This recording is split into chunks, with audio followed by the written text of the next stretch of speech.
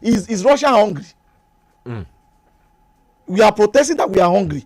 You are flying the flag of Russia. Is Russia the one that is hungry? That's why I'm asking. What do you think? I think it's not okay now. Behind the motive. I cannot speak for their motive. But what I know is that they don't have any reason to be flagging the flag of any country. In fact, they are the one that are even making you to ask the question that you asked. That is the protest genuine. Yes. They are the one making you to ask that question. Because if they do not flag that, you won't have asked if the protest is genuine. Because we all know that food is the price of food is even unbearable. So the protest is genuine. I mean, the peaceful protest is genuine. Those people who are stealing, I don't call that a protest. Somebody removing the frame of a window, you are removing AC. I don't call that one as protest. That is destruction. But those who have lawfully gathered somewhere without obstructing the right of another individual, those people are protesting. Those are the ones I regard as what? Protester, not the one blocking the roads. Not the one destroying houses.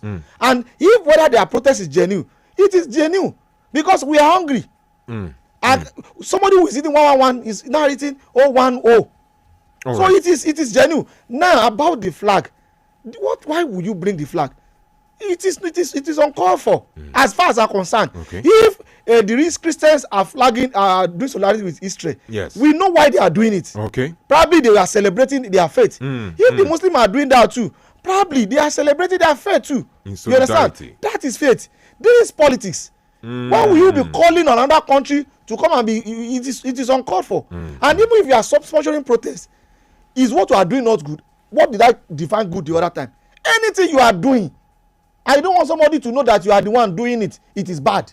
All right. Anything that you are doing, and you can come out and say, "Amen," say, "I am the one doing it." It is good. All right. And sorry, before you move on, yeah, and I just also think that the president honestly needs to help us.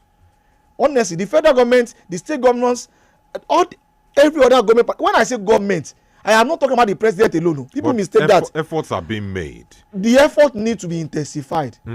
I am talking about everybody. You know what? Some of us are part of the government. Of course. We only elected the president. people are the government. Thank you. In fact, the people, the machinery the government is using are the people. When the governor of a state say go and share 200 million and you share 10 million, when we are cursing the government, we are not cursing the governor, we are cursing you. All right, doctor, let's take a commercial break. We have to say this, let's take it for the commercial break. Let's take it, please. And when we come back, you land on your points. This is still the Diamond Breakfast Show. Do not go nowhere. Make una listen well o. Access Holdings dey move to the next level and they wan make you follow them enjoy the waka with their right issue. From 8th of July to 14th of August, dem dey offer new shares for 19 naira 75 kobo each. If you be shareholder, na your chance to get one extra share for every 2 shares wey you own. Make you no dull yourself o. Hurry go www.theaccesscorporation.com for the full tori, including the right circular, the people wey dey sell the shares, the bank wey dey collect, and our legal advisors dem. Access Holdings, wey financial solutions they connect the world. Follow us on social media, Facebook, Twitter, and Instagram at Diamond 887 FM. Diamond FM, shining supreme.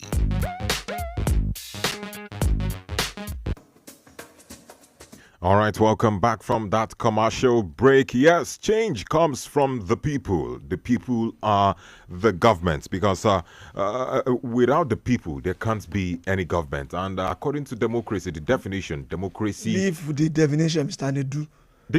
Leave the definition. When we elect a governor, yes, he's not the one making the decision. Sometimes when people even abuse the governor, then who is making the decision? It's not the one executing the decision. That's what I mean. Okay. And sometimes when we abuse the governor, the president, I just laugh at us. What I mean is, for every governor we have, also involved in everything. Thank you. Because these leaders comes from the people, and if the people are corrupt, let us even leave that coming from the people alone. We are going far. Okay. Let us talk about now those in government. The power some people are within is more than what the governor is doing. You understand? It's just in case of a traditional family when we have the king and we have the Arema. Arema wins more power at times. Let's take this call, please. Hello, good morning. Yes, please. Good morning. Good morning. Yes, please. What's your name? My name is Deji. All right, Deji, go ahead, please. I've listened attentively to the analyst. Thanks to him. But in all of this, I think the buccaneering nature of corruption in this country has brought all of us on our knees. It's like a woman who has just delivered a baby, only to go into coma. The first person that will be affected is the newly born baby, because to feed that baby will be a problem. So to feed, and if the baby keeps crying and crying and crying, and they say, "Oh, give a palliative, give this, give that," the very first thing is to bring the mother alive. The situation in this country, especially nearly in every aspect of our daily life, as it affects the energy industry, I think the petroleum industry, is that how can we have a refinery that is not working, and we are paying about billions to the workers? To the workers, who are these ghost workers? If you go to the local government, we have ghost workers. If you go, the retirees are not getting their retirement payment, and all like that. If we don't have government that care for its citizens, all right, then we will have a repeat of what we are having now. You call it protest, you call it a protest that is skewed towards those in government, and say, no, that man, because he has been taking some radical steps. His policy is not too conducive. All right, Mr. Deji, our time is fast spent, please. You put up a protest. So we need to fight corruption, so it's here. All right, thank you so much, Mr. Deji from Irewolede. Honestly, I enjoyed his analogy of the mother and the baby. And of course, honestly, that's the problem of Nigeria. It's that time we wake the mother from the coma, so that we stop giving the baby this palliative and the baby stop crying. All right. We pray for the best in our nation. Well, let's take this message. It says, "Good morning, presenter and the guest. On the issue of our oil sector, we shouldn't be expecting any development from that sector, because we are in a country where there's no law. No refinery will start functioning if the citizens don't vote the right leaders in the position of leadership." Engineer Abdul Yasir from Offa Garage. Thank you so much. This one says, "Foreign intervention is not the solution. This has a political undertone. Why are the Northerners crying wolf when it's time for Yorubas? 2015 to 2023 was characterized with insecurity, banditry, corruption of the highest, and there was no criticism nor protest. I hope Yoruba people will shine their eyes and away." All right. This is a diversion. I don't appreciate that. This is a diversion. I don't appreciate that. Thank you so much, Prince Bankole Owakajola. But this is not appreciated. You are diverting. Well, let's quickly look at Oyo State, and the report states that out of the approximately 45,827 applicants who took the CBT exam for teaching positions in public primary schools in Oyo State, only 8,187 candidates scored above the required 50% cutoff. Now let's evaluate the number of applicants in relation to the available slots. Total 52,000 rather. Over 52,000 applied. 45,000 wrote the exam. 8,000 passed. What's the problem here? You're an educator. I will not start from the obvious. Let me start from the one that is not the obvious. Okay. Probably those people are not computer literate. Hey. You said it's CBT now. Okay. Probably there is they were mistaking mouse for keyboard or keyboard for monitor. If possible, you understand, in their defense. But if that is not the case, in this age, if that leave the age, everybody should be literate. We will come back to the age, but we don't have time. But let me give them that will be their best defense. The best excuse for them. Or another excuse that maybe the people that applied were not actually qualified. You know, we did not see the certificate. Yes. Maybe they not even attend school. Maybe they just they fought certificate. But let's say they did not. At least they should be NC no. Let's say or they, ND. I'm saying that let's say they did not. No, there is no ND. Okay, NCE. ND, BSc. You understand? It's just NCE. BNG, LLM. All these people do not have any business in teaching. Okay, it's just NCE. Those who have business in teachings are NC and BEd. Okay. Whether BAED, BSED, but you must have ED or okay. NC All or right. MED. You understand? Let's assume all of them are now qualified. Let's assume all these problems are not there. They actually went to school and they were truly awarded the certificate. It's a big problem. And how is it a big problem? But the funny thing is that we all know this problem. Okay, what is it? We're talking about the last caller. We're talking about ghost worker. Do you know we all know the ghost worker? There is no ghost worker anyway. You say we all know the ghost worker, but there are when no ghost I say workers. we, I'm not talking about you and I. Okay. I'm talking about somebody that is in Nigeria, know the ghost worker. We know a friend who is a local government worker, but he's never in the state.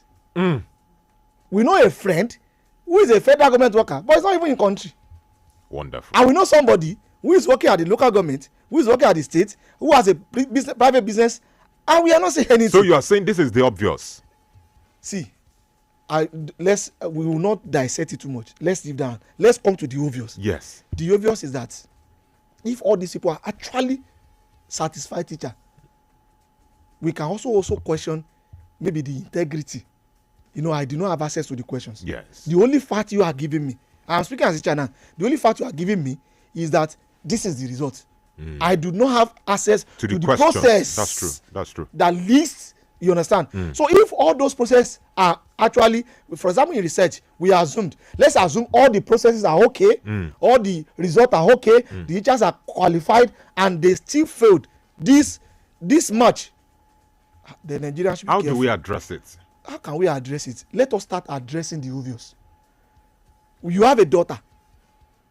The policy says that, or the objection that before your child should leave primary school, the child should be able to read and write. And you are the person that say, my child is brilliant, he can speak English. He only spent 4 years or 3 years in primary school, and he's now in secondary school. These are actually the people who are raising the future leaders. That is the problem. Primary school teachers. But I don't want to. I want to defend teaching profession, that those people are not teachers. That will be my defense today. They are not teachers. I trust the Nigerian teachers that I know. I trust people who actually hold the right qualification. People who did not do exam malpractice, they did not graduate with exam malpractice, did not buy certificates. Of course, do you expect me to defend you as a journalist? But honestly speaking, if all these things are, you understand, all these conditions, all these, you understand, are good, they are actually teachers, and the questions are not rigged. The questions are not, you understand, the questions are actually measuring, the questions are valid and are reliable. Are not advanced. I don't think, are not advanced, or they are not asking them engineering question in a teaching profession. In a primary teaching profession. No, regardless. Primary level is the most difficult level to teach. Wonderful. I am telling you. Of course, we have not realized in this country. And that's why we are not giving the primary school the best of our brain. The best stage of a child in this life is from age 0 to 5. Whatever your child becomes, or whatever is able to acquire from age 0 to 5, will determine what the child will become in the next 50 years. All right. Thank you so much, Dr. Sulaiman Hafiz. Dr. Sulaiman Hafiz is a lecturer at the Kwara State University and also a public affairs commentator. Thank you for coming on the program, and thank you for sharing your thoughts that Nigeria will be great. Inshallah. I believe so. Of course. Thank you so much for coming on the program. All right, this is where I'll be stepping on the brakes on today's edition of the Diamond Breakfast Show. To those who sent messages, to those who contributed on the program, thank you so much. Special appreciations to my producer, Mr. Taiwo Adediran, the general manager, Mr. Michael Abiodun, and my studio managers, Samuel and Boluatife. Thank you so much. And my name remains Nedu Okorie. Do well to join us on all our programs. The next program, Bawadasi, comes up shortly. Have a wonderful day.